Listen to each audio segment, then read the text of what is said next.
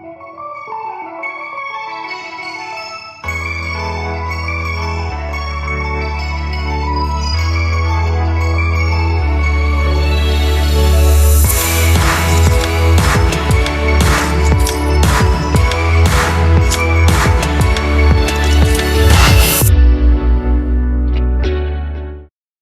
guys, we're currently one person. Well, no, I decided that I was going to be the one sitting in the talent seat today. Because Well, every time we film, I'm always here. She's always here. In front of the paintings. Needless to say, if I sit down on a seat, that doesn't stop Jessii. I will sit too. So this is a completely different video than what we thought we were gonna do. We went to an Airbnb 2 days ago for my birthday. It was a really nice place and we were actually there like filming and vlogging, and I did like a Airbnb tour, and we were like in a fancy place making hot dogs on the stove. So it was really funny. We were like filming that. We were like drinking out of red Solo cups. So like we weren't very classy for the classy place we were in. I feel like I'm just in the background here. Yeah, your Not head's just like anything to this, this whole thing. Well, it was a nice place, right? It is. But I'm just talking about the situation right now. I'm just here. Don't mind me. I'm just, I guess, gonna stare into the distance. The reason why Contemplating life or what I'm gonna order today,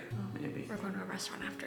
So the reason why you're not seeing all of that Airbnb footage is because we had an issue at the Airbnb. We're gonna get into that in a second. But in the like different rules of the Airbnb, it said absolutely no commercial photography. So after we did all of that, I was like, oh, we can't even post this. So No, we want to be respectful to the owners. Yeah, they obviously. put the rules in place. Yeah. So we always want to make sure that whenever there's rules, we follow them to the T. Exactly, especially because we have a big following. Like, people would find out. They would probably find out if we put this online. Anyway, so here's what happened. We went there, we filmed, we had gone grocery shopping right before because we had the dogs with us, so we couldn't like go to restaurants while we were there. We were in the middle of the forest. So we made sure to plan out like breakfast, lunch, dinner for the 4 days and 3 nights that we were there. So we got all of these groceries. It was a very big grocery bill because we had to make all of our own meals. We brought it to the Airbnb, put it all in the fridge, and then we like had our hot dogs for dinner, and then we watched Pirates of the Caribbean, and then we played Pirates of the Caribbean Lego on Xbox. So we were having a good night. Anyways, around like 8 p.m., we go to the fridge, open it, and it's warm. We touch our meat, we touch our cheese, everything is warm that we put in there. So we're like, oh my gosh, the fridge isn't working, and it's been like 5 hours since we put all of our fresh food in there. So we're getting a little nervous over here. So I messaged the Airbnb host. They were understanding through this entire process. They're like, oh my gosh, we didn't know that was happening. Tried these different things to get the fridge working. So Tye went, tried those things, it didn't work. And we went to bed around midnight, and we opened the fridge again, and it was still warm. We basically lost all of those groceries that we bought, which was very frustrating. And then that's not the only crazy thing that happened. The Airbnb had a very, I guess, creepy, unsettling vibe to it. Tye will speak to his own experiences, but for me, we went up to the top floor, and it's a very strange Airbnb. I wish I could show you. There's like netting that goes across one of the hallways. So instead of walking on the floor, you have to go over netting. Does that make sense? It's mainly for kids. It's kind of like a hammock floor, but it's for kids. So we know that the owners have kids, right? So we went to the master bedroom, and I noticed there was like a little door on one side of the master bedroom. It's one of those like sliding barn doors. Anyway, we open it, and it's this little tiny nursery off of the bedroom. But what's creepy is that the owners had taken black garbage bags and they had taped them all over the windows, obviously, so I guess the baby could sleep, but like use curtains. So it was kind of creepy to see like all these black like things over all of the windows, and then there was just a crib in the middle of there. And so we're like, okay, that's kind of creepy. So we just closed the door again. I went to the bathroom. Tye went to a different bathroom to get ready for bed. As I'm sitting on the toilet, I start hearing the sound of that nursery door opening again, and it's a pretty long way to slide across. And so I'm listening, and I'm hearing like the shh, like the door opening and opening and opening. And so I call to Tye, and I'm like, Tye, why are you opening the nursery? We want it closed, it's creepy. And he's like, I'm not even in there. I'm in a different bathroom. And I was like, okay, so who opened the door? So I get up, I walk over to the master bedroom. The nursery door is wide open, and all we can see is a dark room with a crib in the middle of it. And so I'm like, great. We have nursery ghosts. So I went back over there, closed the door, and we put like suitcases and stuff in front of it so it wouldn't open again. So that was creepy. Well, we were suspecting that maybe it could have been Tumnus, but that was immediately debunked because Tumnus was in the bathroom with me just staring into my soul while I was sitting on the toilet. Yeah, he wasn't even in Yeah, there. he was just looking at me. It was kind of uncomfortable, to be completely honest. And he's strong, but I don't know if he's that strong, but who knows? He could be that strong. But Tye, I guess, had the worst experience because he had to take the dogs out in the pitch dark night, and he was hearing things. Bright night. But yeah, so as it happens to be, it's my responsibility to take out the dogs. Jessii, she's mentioned it in previous videos before. With her Lyme disease, she has a symptom which is called visual snow.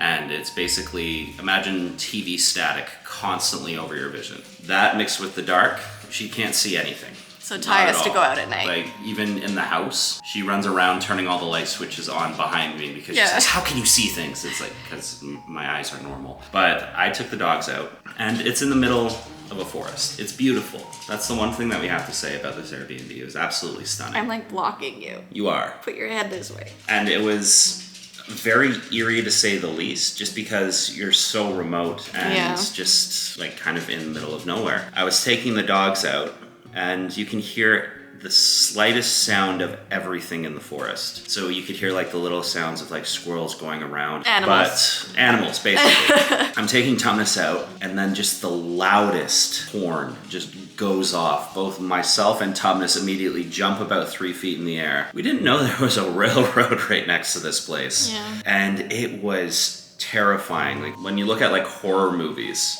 or like war movies where like there's the bomb alarms. That's what it sounded like. So I came in just holding my chest. I thought I was about to have a heart attack. That's how scared I was. And then throughout the entire night, we weren't sure if it was people hunting or if there was construction nearby, but periodically there'd be like loud banging noises, and we didn't know if it was gunshots or people smashing things. Basically, I would walk out with a flashlight, make sure the dogs would do their business, and immediately run in because it was a little creepy. It doesn't help that I'm scared of the dark, to be completely honest. Creepy forest, creepy sounds in the forest, haunted nursery. Even through the night, I was hearing like shuffling and stuff in the nursery, which kept waking me up and freaking me out. I was scared the door was gonna open in there again. And then we finally got to sleep, and then at 7 in the morning, because we were right beside train tracks, this train goes by, blares its horn. We like jump out of bed, and then we can't sleep again. And then like the owner of the Airbnb is texting me like, is the fridge okay now? So I went downstairs. No, the fridge was still warm. So the guy was trying to get someone to come fix the fridge, but we're in the middle of nowhere. So he's like, let's be real, like someone's probably not gonna come. So then Tye and I are looking at each other. We know we have 3 more days, 2 more nights. And we're like, let's just go home because like we can't make food. Like food's kind of essential. All these creepy things are happening. It's just a strange experience. And so it was sad because the day of my birthday, we had to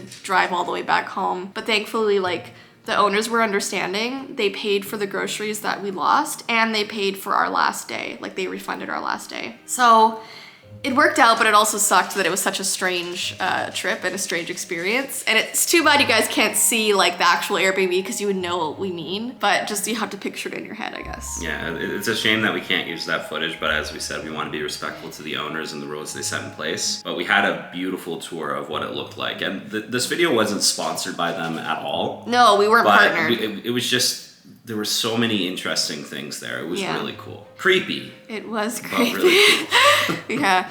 Anyway, we're gonna head out right now because I didn't really get a typical birthday yesterday, so now we're going for lunch and... Hey.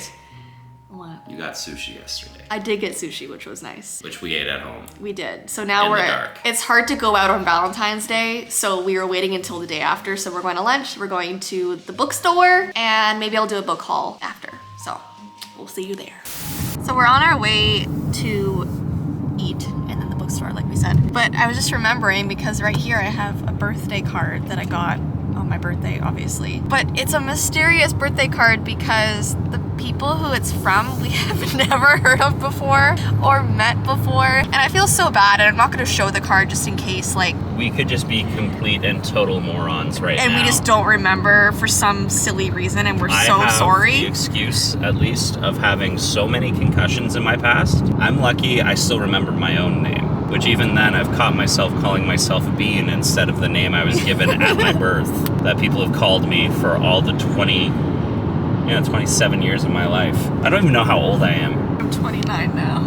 Anyway, this is actually a mystery. So it went to our mailbox. It has no return address. It has my full name. They obviously know my birthday. And then it's from two people that we've never heard of before, right? So I first asked Tye, I'm like, are these your friends? Like, are they someone in your family? He says no. So then I call my dad and I take pictures of the card, send it to him. And I'm like, do you know these people? Is it like people we work with? Is it a business thing? And he said no, that he's never heard of these people. So then we called Tye's mom, ask her, and she's like, I have no idea who they are either. Well, she said out of the names that there were, it's either family members that live all the way down in the US or a 2-year-old.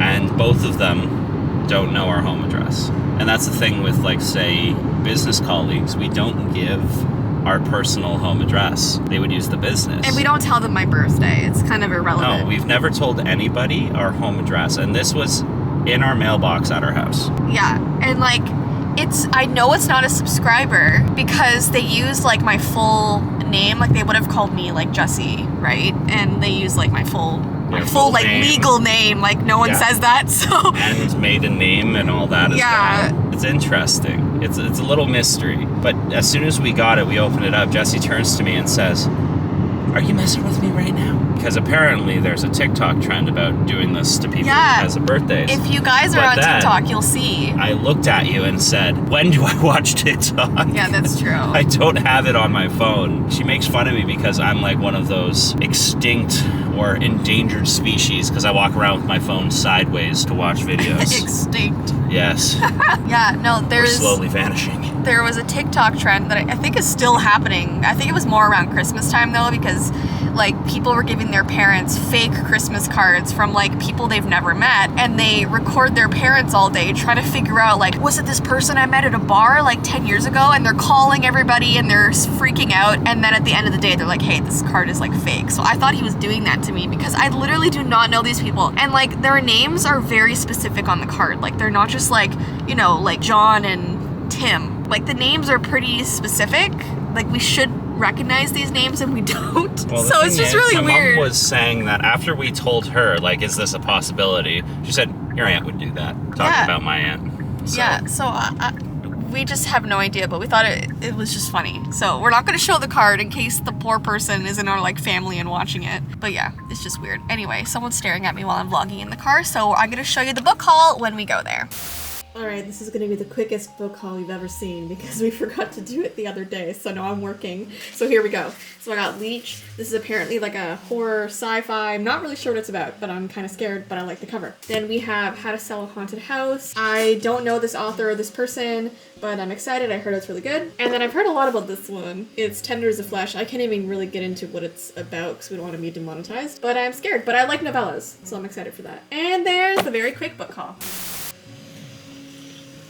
So we have a drafting circle now among the many odd things that kind of show up in our house. We only needed it for a very specific purpose of measuring a circle, and then we have no more use for it. I'm sure we will eventually. See, I was hoping to use this for like Warhammer or something, but it's just too small because you have like little like blast radiuses and stuff like that. Yeah. No, it needs to be 5 inches in diameter, not in total, which this thing measures. Anyways, though, thank you guys for tagging along this really hectic vlog, to say the least. As you can tell, we're both still very exhausted. We had a little bit of an episode with Winnie, but we'll leave that for the next vlog. She's okay. She's right there. She's all good.